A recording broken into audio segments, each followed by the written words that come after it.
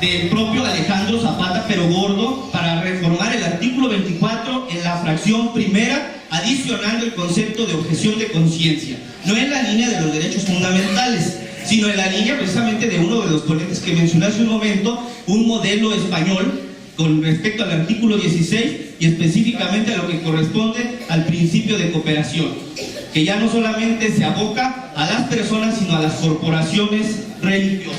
Otra, también del artículo 24, para reformar su párrafo tercero, en donde se habla de los cultos religiosos de índole extraordinaria, que dicen ellos, es que no podemos nosotros seguir pidiendo permiso. La ley de asociaciones religiosas y culto público no les dice que pidan permiso, solamente se dice que se dé aviso 15 días antes para que esto se pueda llevar a cabo y el Estado se obligue a proporcionarle todas las garantías de acuerdo a ley. Concluyo. Compañeras y compañeros aquí presentes, amigas, amigos legisladores, el rechazo que pedimos al artículo 24 constitucional se fundamenta en documentos legislativos y que por eso los ponemos a la vista de ustedes y del amable auditorio que nos acompaña y que viene apelando la lógica jurídica, apelando el método lógico sistemático en clave de derecho comparado y todo lo que ello conlleva, se rechace el artículo 24. Es cuanto.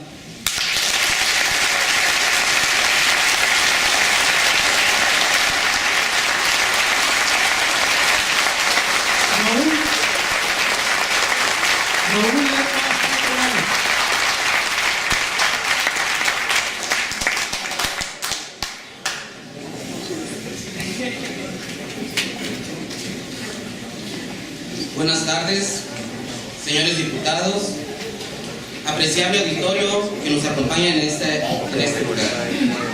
Vengo en representación de Sinergia California AC en Los Cabos, pero antes de comenzar con mi ponencia, quiero hacer el comentario que Alejandro Becerra Gerover habla en el libro titulado Atención a la discriminación en Iberoamérica, donde anualmente describe se presentan cientos de casos de intolerancia y discriminación que se denuncian. Por lo que se ve que la falta de comprensión por las costumbres de nuestros semejantes es la razón de rechazo a aquellos que practican otra religión o credo. Para muchos es difícil comprender que alguien tenga otra creencia distinta. Hago saber que quienes discriminan designan un trato diferente o inferior en cuanto a los derechos y las consideraciones sociales a las personas, organizaciones y Estado. Uno de los puntos por el que se hace esta diferencia es por la diferencia de religión o ideología. A pesar de que nuestra ley fundamental aún no ha reformado el artículo 24, donde consagra las libertades de creencias y de culto, la discriminación religiosa aún continúa siendo un problema grave en nuestro país. Mi ponencia se titula La discriminación a las minorías religiosas.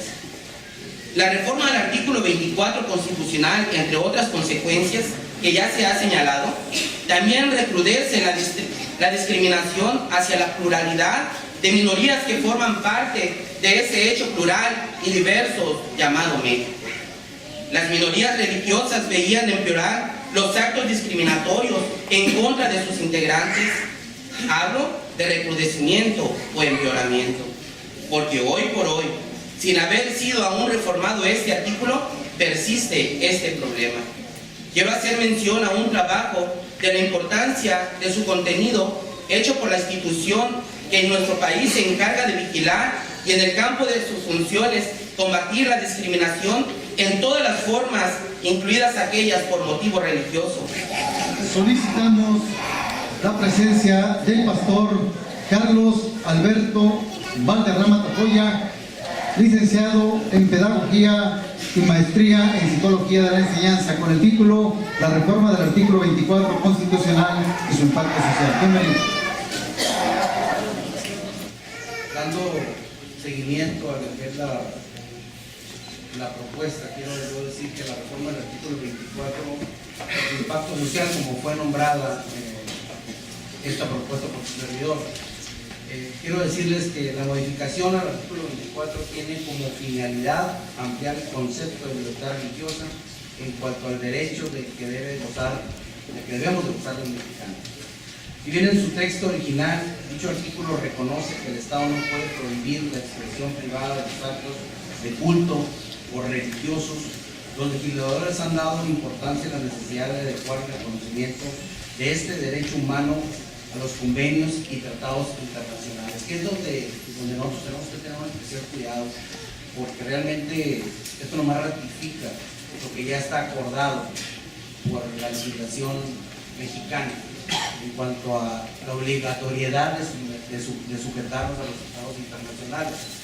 Solamente el artículo 24 de su reforma amplía un poco el concepto y sobre todo que el entendimiento de la obligatoriedad de la sujeción a los tratados internacionales nos permite a nosotros caminar con ese derecho para evitar los subsecuentes problemas que pudieran suscitarse si no se hiciera, o las subsecuentes demandas en este caso de tomar los derechos internacionales para nosotros hacerlos,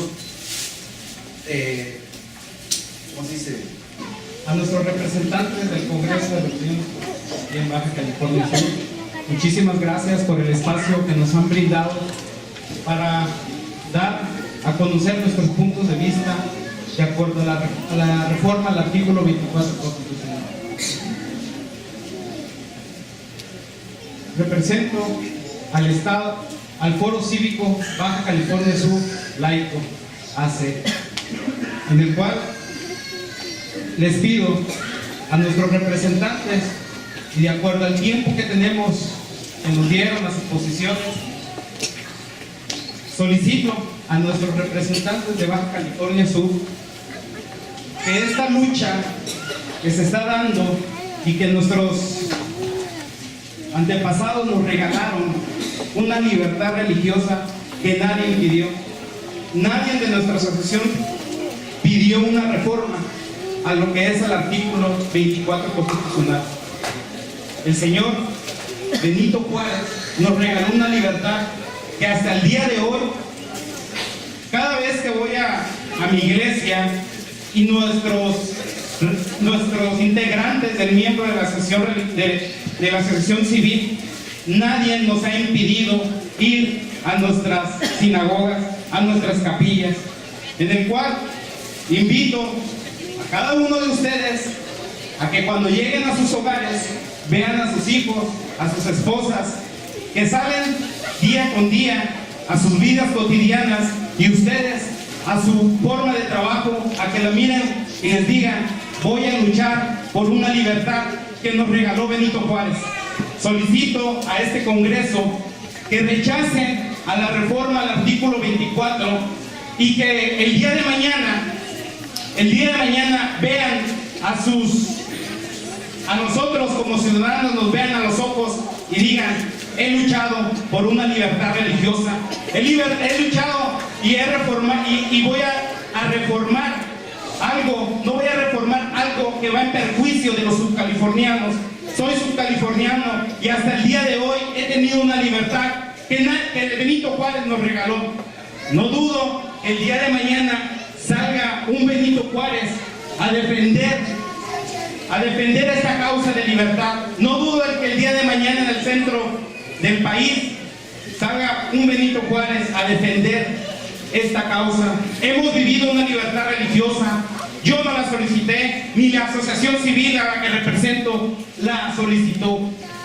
Señora diputada, le solicitamos en nombre de los subcalifornianos que no se apruebe esta reforma. Es muy dañina. La hemos oído con nuestros compañeros ponentes, y aquellos que dudan dónde se va a reformar el artículo 130, el séptimo, ahí está el antecedente, en el cual la intención de la Iglesia Católica es reformar esos artículos, en el cual nos da esa libertad religiosa y ese laicismo que actualmente gozamos. Al foro aquí presente, no dudo que de aquí salga un Benito Juárez a defender esa causa. Señores, vamos a defender lo que Benito Juárez nos regaló. Gracias.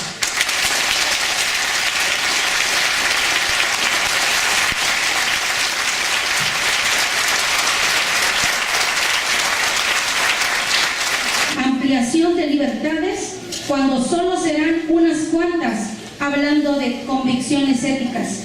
¿Y las no éticas? Yo represento en Baja California Sur al movimiento Ciudadanos Laicos, que hasta el día de ayer éramos 1.500 ciudadanos, más lo que se quieran sumar el día de hoy.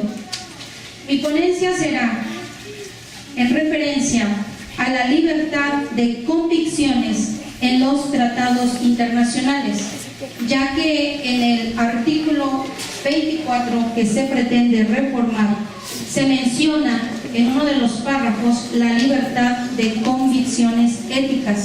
Mucho cuidado, convicciones éticas.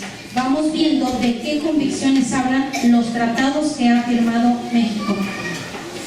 Diversos instrumentos o tratados internacionales hacen referencia a la libertad de convicciones, pero ninguno de los revisados hace referencia a la libertad de convicciones éticas. Un diputado federal presentó una iniciativa de ley para reformar el artículo 24 el día 15 de diciembre de 2011, una iniciativa que no había pedido el pueblo. Faltando un día antes de salir de vacaciones, violentando todo procedimiento establecido, la iniciativa fue aprobada a favor, con párrafos oprobiosos, dando lugar a una discusión cuyos alcances son imprescindibles, pero que bien podrían vislumbrar la implantación de un Estado confesional y la implantación de un Estado totalitario. El presente trabajo pretende en un primer momento describir cuáles libertades están de manera explícita, es decir, bien explicado en los documentos internacionales revisados. La Declaración Universal de los Derechos Humanos, en su artículo 18, establece que toda persona tiene derecho a la libertad de pensamiento. Vamos viendo qué libertades establece ese escrito. La libertad de pensamiento, libertad de conciencia y de religión. Este derecho incluye la libertad de cambiar de religión o de creencia, así como la libertad de manifestar su religión o creencia, individual o colectivamente. Es decir, estos derechos cada uno de nosotros ya los tenemos, ya formamos parte de esos derechos y que cada día nosotros participamos y los usamos de manera libre. Como se observa claramente, la libertad de convicciones éticas no incluye en la declaración, es decir, este término de convicciones éticas que se quiere poner, agregar en la reforma al artículo 24, ese término no existe en los tratados internacionales. En ninguno de estos instrumentos internacionales hemos encontrado la referencia a la libertad de convicciones éticas de manera explícita. Solo en el Pacto Internacional de Derechos Humanos Económicos, Sociales y Culturales se hace referencia a las convicciones. Ahora bien, la Declaración sobre la eliminación de todas las formas de intolerancia y discriminación fundadas en las religiones o convicciones es el primer instrumento internacional que habla a la par de la libertad religiosa. Considerando tercero, página 20, en el dictamen que envía la Comisión de Puntos Constitucionales con proyecto de decreto, está en el dictamen. Con estas premisas, es posible entender la necesidad de revisar el artículo 24. Asimismo, a la luz de él, del artículo 24, se requerirá tanto la revisión del artículo 3, 5, 27 y 130, así como la ley de asociaciones religiosas y culto público y el reglamento de asociaciones religiosas y culto público. Es decir, después del 24, los diputados en el dictamen nos están diciendo vamos a revisar y consecuentemente reformar los demás artículos. Ya lo están diciendo en el dictamen. Los senadores dicen, los senadores nos están advirtiendo que ese órgano legislativo no lo va a hacer, y también se encuentra en la página del Senado, senado.gov, para todos. Lo que acabo de comentar está en diputados.gov, ahí nada más le ponen artículo 24 y aparece el dictamen. Y también en el senado.gov dice, estas comisiones dictaminadoras estiman necesario señalar que el dictamen de la colegisladora en el considerando tercero contiene un párrafo que no es coincidente. En consecuencia, estas comisiones unidas manifiestan de modo contundente y firme que esa reforma de ninguna manera tiene la intención de reformar los artículos ya dichos. Henry Pena Ruiz. Saludo a los diputados del presidio en la presencia de la diputada presidenta de la Comisión de Puntos Constitucionales. Muy buenas tardes, y agradezco también la invitación que han hecho hacia mi persona para asistir a este foro tan importante como es la reforma al artículo 24 constitucional. Yo soy diputada del Estado de Jalisco y sí quiero comentarles a manera de introducción, en el Estado de Jalisco este tema de la reforma al artículo 24 constitucional está muy fuerte. Ha habido manifestaciones masivas afuera del Congreso del Estado exigiéndonos a los diputados no solamente que analicemos la reforma y el trasfondo de la misma, sino que la votemos en contra. Cosa con la que yo estoy de acuerdo, totalmente de acuerdo, y mi voto será en contra. Quiero comenzar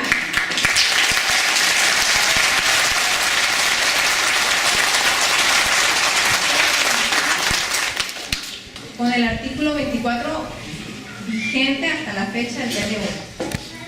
Todo hombre es libre para profesar la creencia religiosa que más le agrade y para practicar las ceremonias, devociones o actos del culto respectivo, siempre que no constituyan un delito o falta penado por la ley. Este es el primer párrafo y no voy a leer los dos que siguen porque quedan en el. El texto constitucional aprobado menciona lo siguiente: toda persona tiene derecho a la libertad de convicciones éticas, de conciencia y de religión. Ahí me quiero detener porque sé que el tiempo va a ser muy difícil. Pero yo me quiero enfocar porque ya han hablado de convicciones éticas y no voy a ahondar, simplemente sí quiero dejar en claro que nosotros como legisladores no estamos facultados para precisar lo que son convicciones éticas y las que no lo son.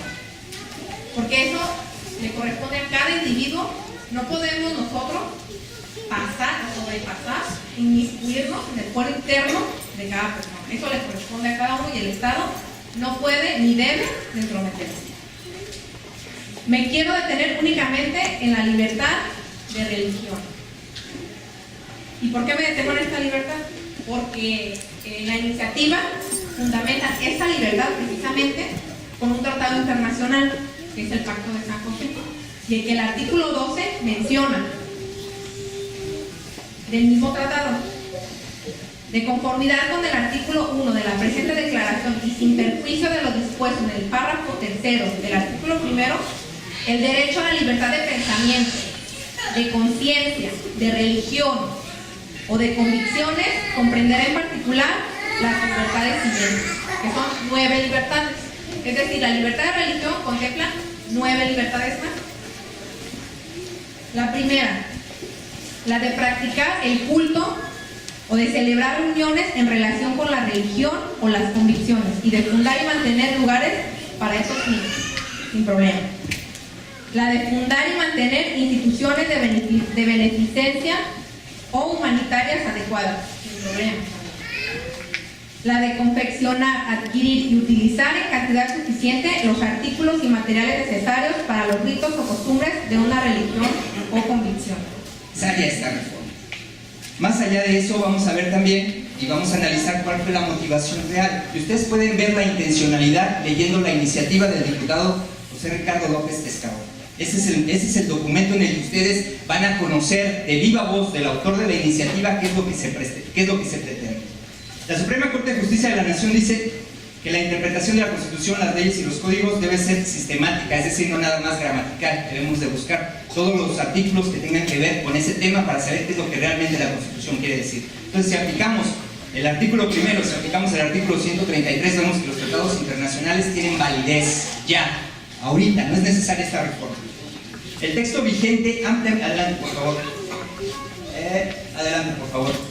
El texto vigente ampliamente garantiza las dimensiones que el paradigma de libertad religiosa contiene, siempre y cuando, ojo, siempre y cuando estas dimensiones sean compatibles ¿con qué? Con el orden jurídico interno, con las características de nuestro sistema jurídico y con la ideología de nuestra Constitución. Ahí vienen varias reflexiones a los diputados, les voy a dejar la presentación también, no quisiera tampoco llevarnos más tiempo en eso, pero son reflexiones que podemos hacer, son preguntas que nos podemos hacer para saber realmente la necesidad de esta reforma. Digo yo, el paradigma de la libertad religiosa. El paradigma de la libertad religiosa contiene elementos inherentes. ¿Qué quiere decir esto? Cuando yo digo la palabra familia, no me refiero solamente al padre, ni a la madre, ni a los hijos. Es un conjunto. El paradigma de la libertad religiosa es igual.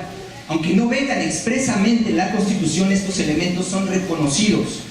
Y esos elementos, algunos de ellos, tienen limitantes en nuestro derecho. Adelante, por favor. No saben de qué estamos hablando. Sí.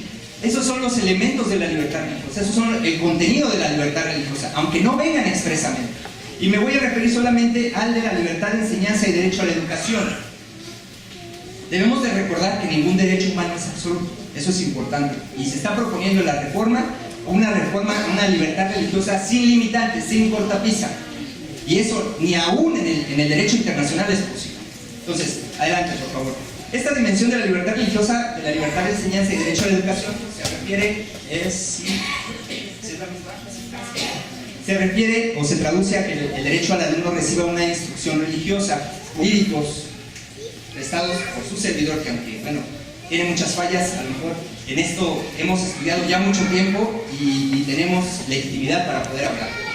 El principal objetivo o motivación de la reforma en materia de derechos humanos de fecha 10 de junio de 2011 ha sido ampliamente rebasado. Sí, muchas gracias.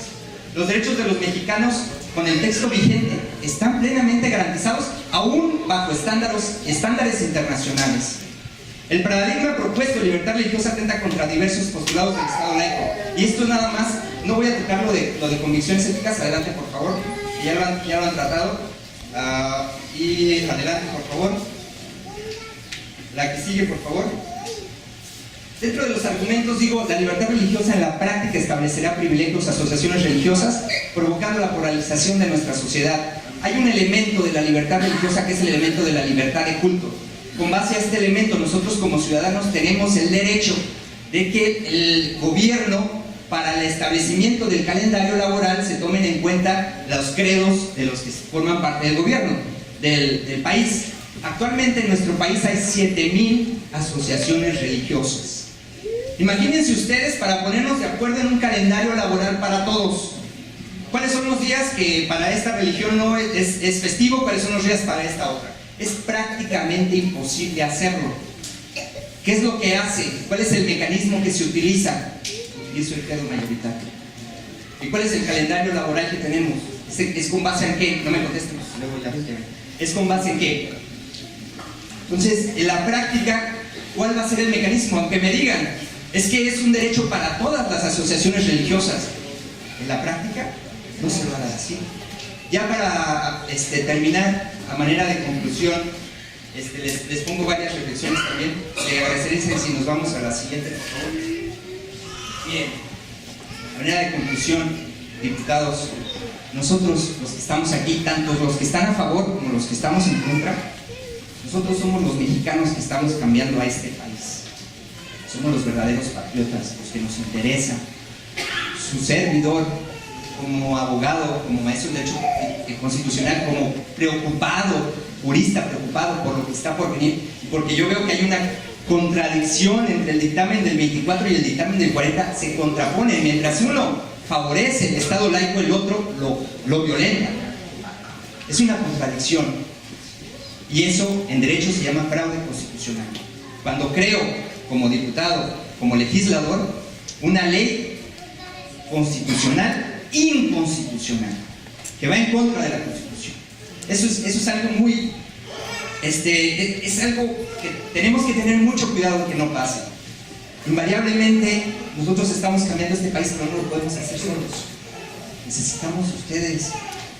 Necesitamos de ustedes, que son los que son nuestra voz en las legislaturas locales.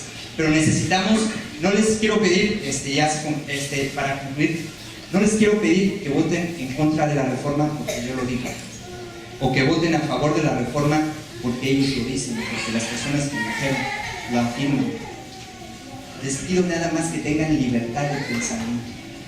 Analicen los documentos, la iniciativa, analicen los dictámenes, busquen asesores que conozcan del tema, les digan. Lo que yo no podría permitir es que se diera con base en un acuerdo político. Y eso, como mexicano, la verdad, nuestro país no merece eso.